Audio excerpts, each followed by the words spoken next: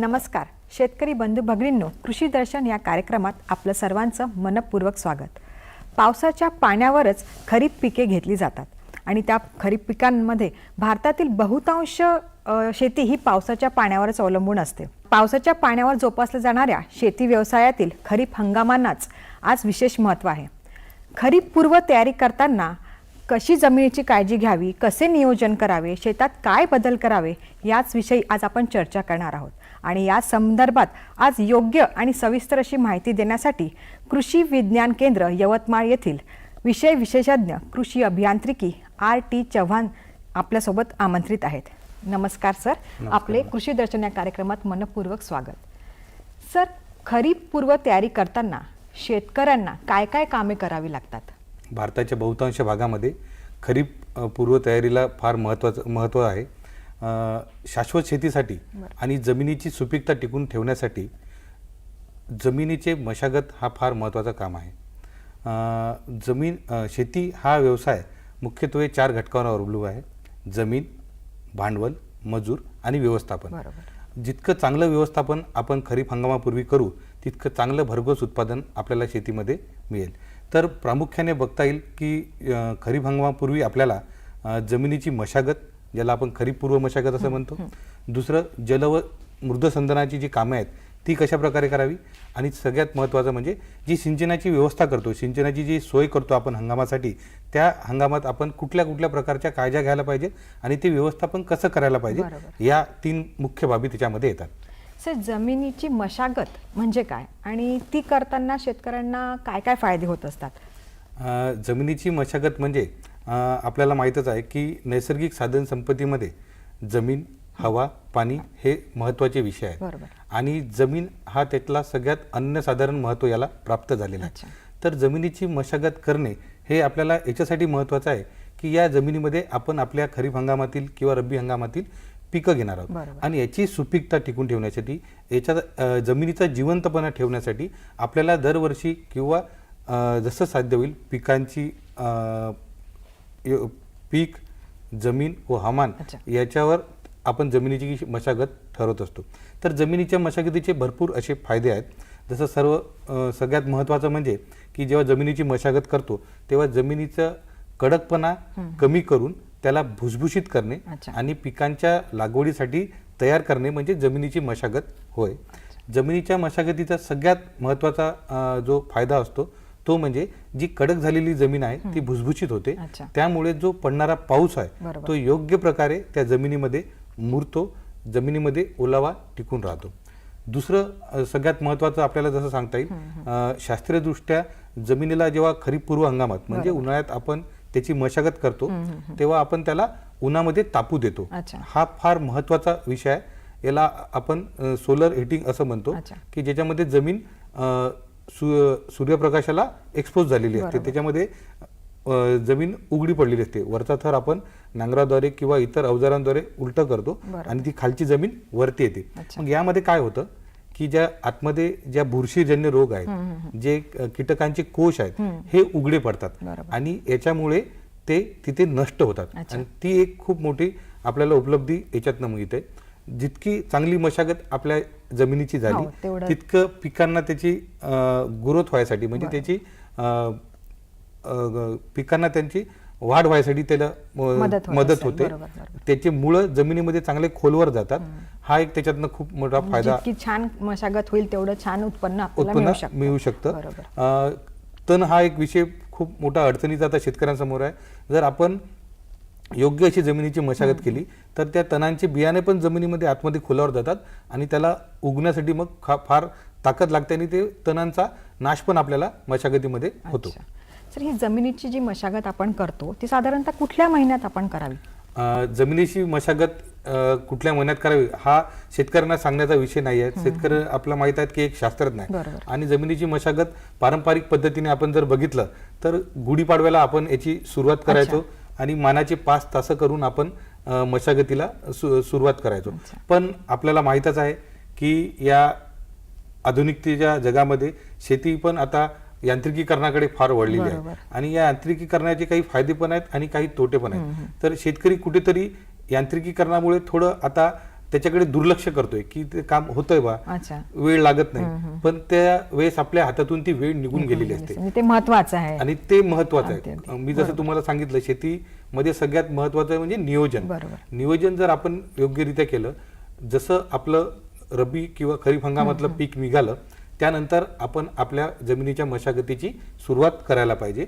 त्याचं सगळ्यात महत्वाचं कारण म्हणजे जेव्हा आपल्या रब्बी पिकानंतर आपण मशागत सुरू करतो त्यावेळेस जमिनीमध्ये थोडी ओल असते, अच्छा. त्यामुळे मशागत करताना आपल्याला थोडं सोयीचं जाते, म्हणजे यंत्राला किंवा मानवाला ते कठीण जात नाही. कारण की नांगरणी किंवा जेव्हा मशागतीचा पहिला जो टप्पा येतो आपला नांगरणी, हा सगळ्यात श्रमाचं काम याला आपण म्हणतो. मग ते यांत्रिकीकरणाला असो किंवा बैलजोडी जेव्हा असो, तर जर आपण जितक्या लवकर त्याचं निर्णय घेतला की आता आपल्याला आपल्या मशागत सुरू करायची आहे, तितकं आपल्यासाठी चांगलं असतो. सर्वसाधारणपणे जेव्हा आपली रब्बीची पिकं निघाली, मार्च किंवा एप्रिलच्या पहिल्या आठवड्यात आपली नांगरणी सुरुवात झालेली पाहिजे.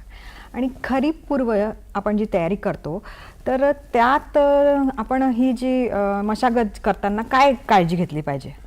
जसं आता आपल्याला सांगितलं की जसं रब्बी पीक आपलं निघालं त्याच्यानंतर आपण आपल्या मशागतीला सुरुवात करायला पाहिजे. तर मग ही मशागत कशी करायला पाहिजे? तर आपल्या सर्वांना माहित आहे की जसं जसं आता यांत्रिकीकरण, औद्योगिकरण शेतीमध्ये वाढत आहेत आणि आपली जमीन थोडी कडक येत आहे, तर सर्वात प्रथम आपण जमिनीची नांगरणी, खोल नांगरणी करणे फार महत्वाचं आहे. दरवर्षी नांगरणी करणे शक्य होत नसेल तर 2 ते 3 वर्षातनं आपण ही नांगरणी करायला पाहिजे. ती आपल्या पिकांवर पण आपल्याला अवलंबून असते. जर आपण खोल मुळे जाणारे जर पिकं घेतले तर त्यांना दरवर्षी आपण ऊस सारखे पीक जर झाले तर आपण त्याला दरवर्षी नांगरणी करावं म्हणतो. पण जर आपले सोयाबीन, उडीद, मूग यासारखे पिकं असेल तर 2 वर्षात 3 वर्षात आपण ती नांगरणी करणे फार महत्वाचं असतं.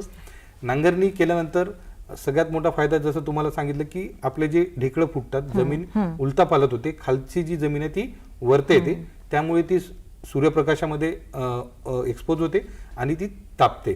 मग जे आपले ढेकळं आहेत ते या सूर्यप्रकाशामुळे किंवा एखाद्या अवकाळी पावसामुळे हे फुटायला सुरू होतात. जितकं लवकर आपण नांगरणी करू तितक्या लवकर ते त्याचं विघटन व्हायला सुरुवात होतात आणि त्याच्यानंतर कमीत कमी मशागतीमध्ये आपली जमीन तयार होते. नांगरणीनंतर आपण ढेकळं फोडणीचा एक प्रक्रिया आपण राबवतो. त्याच्यामुळे ढेकळांना फोडण्याचा आपण वखरणीद्वारे प्रयत्न करतो. जिथे शक्य नसेल तिथे कल्टिवेटरचा वापर करतो आणि त्यानंतर सगळ्यात शेवटी आपण पास मारून किंवा वखर मारून जमीन पेरणीसाठी तयार करतो. या पद्धतीद्वारे आपण शेतीची मशागत खरीप पूर्व हंगामामध्ये करत असतो. मग अशी तुम्ही जल व मृद संधारणाबद्दल बोलत होते, तर जल व मृद संधारण करताना कोणती कोणती कामे आधी केली पाहिजे? नक्कीच मॅडम, जल व मृद संधारण जसं आपण आपल्या बोलण्यात सांगितलं की भारतातली बहुतांश शेती ही कोरडवाहू आहे. म्हणजे कोरडवाहू शेती म्हणजे जी पावसाच्या पाण्यावर अवलंबून आहे. तर यामध्ये आपल्याला जल व मृदेचं नियोजन करणे फार महत्वाचं आहे. आज आपण बघतोय सगळीकडे मार्गदर्शन होतात, कार्यक्रम होतात, त्याच्यावर आपण जल या विषयावर फार फोकस करतो किंवा जल विषयाचं महत्व फार सांगतो. पण त्याच सोबतच मृद हा विषय पण तितकाच महत्वाचा आहे. कारण की जी जमीन आहे ती आपली जमीन सुपीक व्हायला, तयार व्हायला फार वर्ष जातात आणि एखाद्या मोठ्या पावसामुळे, पुरामुळे ही ती जमिनीचा वरचा थर जो सुपीक झालेला आहे, ज्याला आपण फार मेहनतीने तयार केलेला आहे, तो वाहून जातो.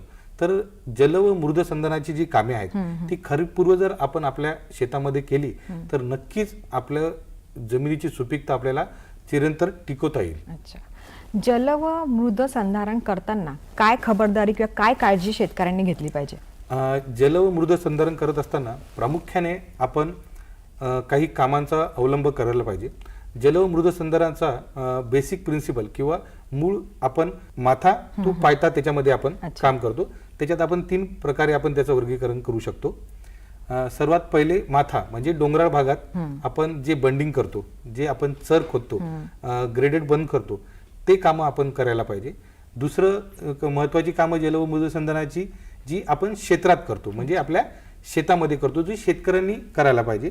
त्यामध्ये प्रामुख्याने समतल चर खोदणे, जिथे समतल चर खोदणे शक्य नसेल तिथे साधी चर खोदणे, चर खोदल्यानंतर उताराच्या भागामध्ये, खालच्या भागामध्ये बांध टाकणे, त्या बांधीला आपण गवताद्वारे किंवा झाडं लावून, कोरडवाहू जी झाडं आहेत ती लावून त्याला पक्के करू शकतो. या प्रकारची कामं आपण आपल्या शेतामध्ये करायला पाहिजे, जेणेकरून पावसामध्ये जे पाणी आहे ते वाहून न जाता आपल्या शेतामध्ये थांबत थांबत मुरत हा. जिथलं पाणी तिथेच मुरवणं हा आपला उद्दिष्ट त्याच्या मागचा आहे. त्याला आपण जलसंवर्धन असे म्हणतो. खूप छान. सर, जे शेततळ्यांचं आपण आता बोलले, तर त्या शेततळ्यांचं महत्त्व काय आहे? नक्कीच मॅडम, जल व मृद संधारणामध्ये जसं आपण सांगितलं की आपल्याला या सगळ्या गोष्टी आपल्या शेतामध्ये करायचं आहे, त्याचाच सगळ्यात मोठा भाग म्हणजे शेततळं एक आहे. शेततळं हे एक कोरडवाहू शेतकऱ्यासाठी वरदान आहे असं आपण म्हणू शकतो. शेततळ्याचे 2 प्रकार होतात. पहिलं जे शेततळं आपण सांगणार आहोत त्यामध्ये जल व मृद संधारणाच्या लक्षात घेऊन आपण ते शेततळं आपल्या शेतामध्ये जिथे उतारीचा भाग असेल, जिथे आपल्या शेतामधलं सगळं पाणी वाहून येत असेल त्या भागामध्ये आपण ते खोदायला पाहिजे.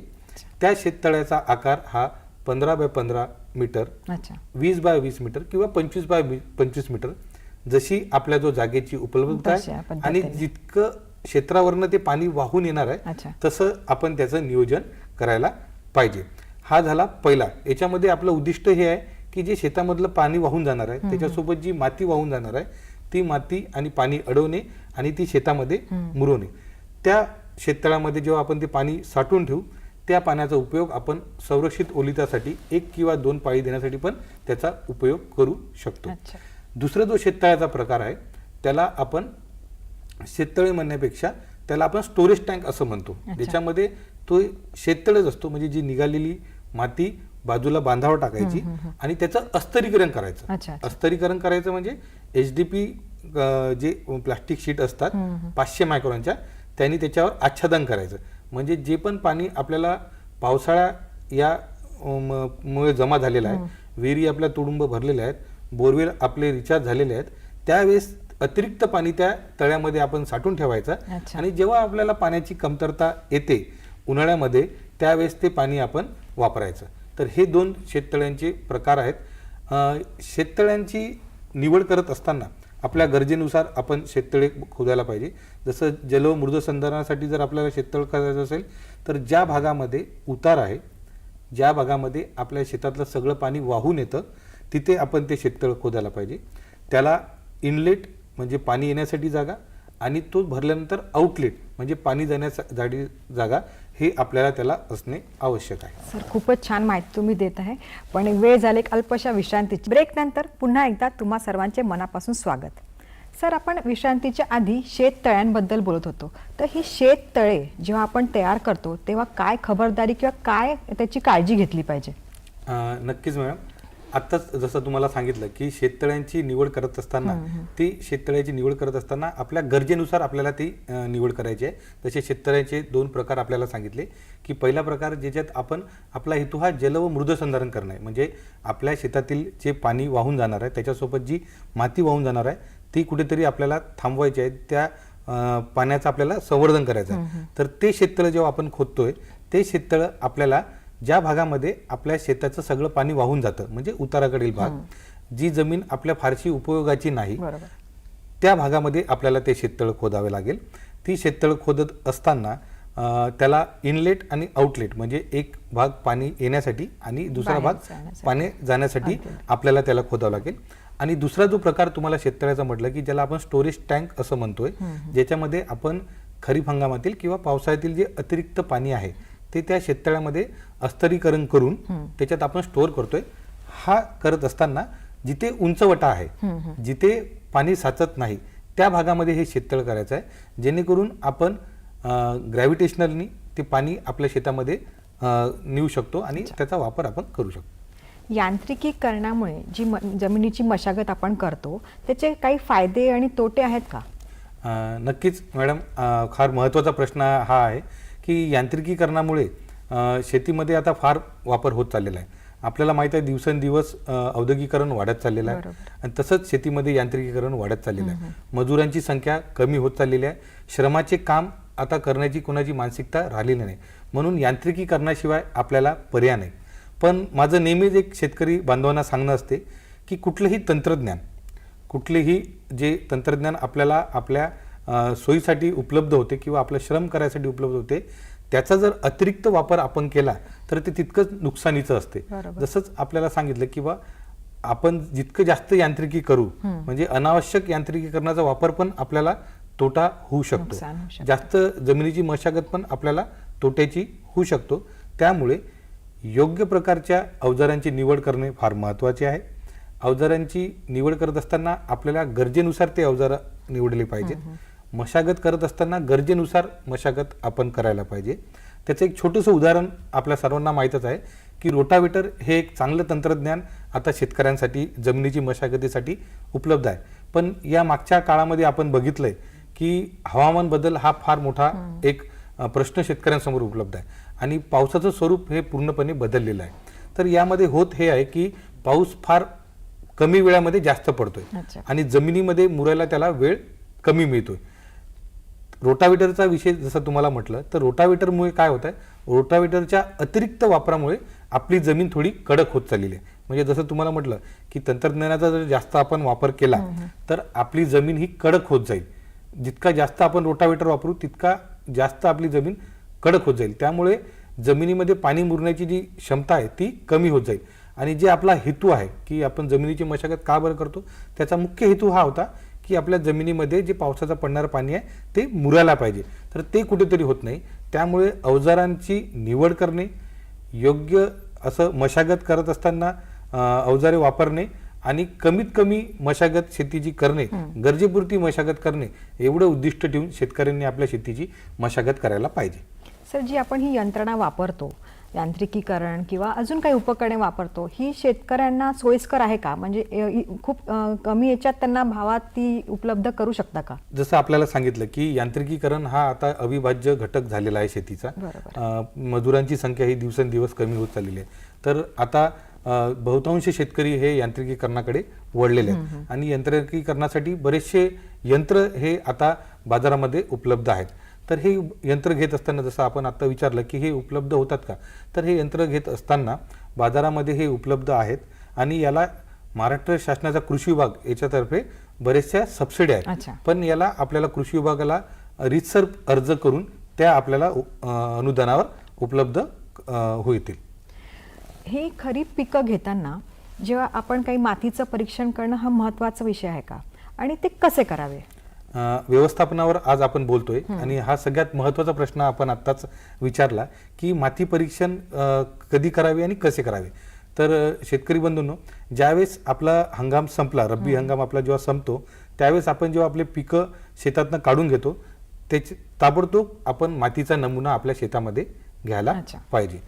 मातीचा नमुना घेत असताना सगळ्यात महत्त्वाचं आपण काळजी घ्यायला पाहिजे की तो मातीचा नमुना घेत असताना आपलं शेत पूर्ण रिकामं आहे, आपल्या शेतामधलं जे पीक आहे ते निघालेलं आहे. मातीचा नमुना घेत असताना आपल्या शेताच्या आकारानुसार आपण 5 ते 6 जागेवरनं तो नमुना घ्यायला पाहिजे. जसं आपण पीक लागवड करणाऱ्या येणाऱ्या हंगामामध्ये, खरीप हंगामामध्ये किंवा फळबाग आपण लावणार आहोत याच्यावर आपल्या मातीचा जो नमुना घेणार आहोत त्याचा जो थर आहे तो आपण निवडला पाहिजे. जसं ज्याची मुळं खोलवर जातात त्याचा 1 फुटापर्यंतचा मातीचा नमुना घ्यायला पाहिजे. ज्याची मुळं ही वरती राहतात जसं सोयाबीन, उडीद, हरभरा याच्या वेळेस आपण 15 ते 20 सेंटीमीटरचा आपण मातीचा नमुना घ्यायला पाहिजे. सर, खूपच छान माहिती तुम्ही देत आहे. पण वेळ झाली एक अल्पशा विश्रांतीची. विश्रांतीनंतर पुन्हा एकदा आपल्या सर्वांचे मनापासून स्वागत. सर, आपण आता माती परीक्षणाबद्दल बोलत होतो, तर त्याबद्दल तुम्ही अजून काय सांगू शकता? नक्कीच मॅडम. खरीप हंगामापूर्वी जमिनीची कामे या विषयावर आपण आज बोलतोय. तर जसं आपल्याला सांगितलं की मातीचे नमुने कसे घ्यावेत, तर हे नमुने आपल्या खरीप रब्बी हंगाम झाल्यानंतर जेव्हा आपलं शेत रिकाम आहे त्यावेळेस आपण हा मातीचे नमुने घ्यायला पाहिजे. मी तुम्हाला पिकाच्या जे आपण लावणार आहोत त्याच्या प्रकारावर ते मातीचे नमुने कसे घ्यायचे ते याच्याबद्दल माहिती दिली. तर हे नमुने आपण आपल्या जवळच्या शासकीय मृद परीक्षण केंद्रामध्ये तपासून घ्यावेत. म्हणजे येणाऱ्या काळामध्ये आपल्याला त्या मातीच्या नमुन्याच्या आधारावर खतांचे व्यवस्थापन करता येते. या पिकांच्या खतांचे व्यवस्थापन कसे करायचे?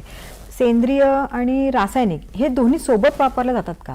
खरीप पूर्व हंगामामध्ये जर आपण खताच्या नियोजनाबद्दल बोललो, जसं आपल्याला सांगितलं की पहिले आपला नांगरणी हा आपण पूर्ण करतो, त्यानंतर आपण वखरणीकडे आपण वळतो जेव्हा आपल्या शेतातली ढेकळं फोडतो. त्यानंतर आपली जमीन जेव्हा एकसारखी सपाट होते त्यावेळेस आपण आपले शेतातले शेणखत कुजलेलं हे शेतामध्ये टाकू शकतो, जेणेकरून येणाऱ्या हंगामामध्ये ते शेणखत जमिनीमध्ये योग्य प्रकारे मिश्रित होऊन त्याच्यातले सगळे अन्नद्रव्य त्या जमिनीमध्ये मिसळून आपल्याला पिकाला त्याची उपलब्धता होते. आपला प्रश्न असा होता की रासायनिक व जैविक खत हे सोबत देतो का? तर नक्कीच नाही. जसं आपल्याला आता सांगितलं की आपण सर्वात प्रथम जैविक खत टाकतो आणि त्यावेळेस जेव्हा पीक लागवड करतो त्या पिकाच्या लागवडीच्या सोबत आपण रासायनिक खतांचा वापर करतो. जमिनीची सुपीकता या महत्त्वाच्या विषयावर बोलायचं झालं तर आपण ढेंचा व बोरू यासारखे जे जैविक खत आहेत याची लागवड आपल्या शेतामध्ये करू शकतो आणि याची लागवड केल्यानंतर फुलं अवस्थेत येण्यापूर्वी ही जी पिकं आहेत ते आपल्या जमिनीमध्ये आपण रोटावेटर किंवा इतर यंत्राच्याद्वारे जमिनीमध्ये मिक्स करू शकतो, जेणेकरून आपल्या जमिनीमध्ये अन्नद्रव्यांची व जैविक जी खतं आहेत त्याची उपलब्धता पिकांना होईल. सर, एक शेवटला प्रश्न की ह्या पिकांसाठी जे आपण अन्नद्रव्य व्यवस्थापन करतो किंवा पाणी पुरवठा करतो याबद्दल काही सांगा. मी जसं तुम्हाला पहिले सांगितलं की खरीप पूर्व हंगामामध्ये कामं करत असताना जमिनीची मशागत, जल व मृदसंधारण व सिंचनाची व्यवस्था करत असतानाची कामं, हा महत्त्वाचा विषय याच्यासाठी आहे की जेव्हा आपण या येणाऱ्या हंगामामध्ये सिंचन व्यवस्था करणार आहोत, मग ती ठिबक सिंचन असो, तुषार सिंचन असो की कुठलीही सिंचन व्यवस्था असो, त्यासाठी आपल्याला पाईपलाईन करणं फार महत्त्वाचं आहे. आणि ज्यावेळेस आपले पिकं लावतो, ज्यावेळेस आपण ठिबक सिंचन शेतामध्ये वापरतो त्यावेळेस पाईपलाईन करणे हा महत्त्वाचा घटक आहे. तर पाईपलाईन करत असताना ती पण आपण खरीप हंगामाच्या पूर्वी केलेली योग्य. त्यासाठी जमिनीमध्ये आपण 3 फुटाच्या खाली ती पाईपलाईन टाकायला पाहिजे, जेणेकरून येणाऱ्या काळामधील पिकं किंवा अंतर्मशागत करत असताना त्या पाईपला कुठलीही इजा होणार नाही. सर, आज आपण इथे आलात आणि खरीप पूर्व तयारी कशी करावी याबद्दल शेतकऱ्यांना अतिशय उपयुक्त अशी माहिती दिली. नागपूर दूरदर्शनच्या वतीने मी आपले आभार मानते. धन्यवाद. नमस्कार. धन्यवाद.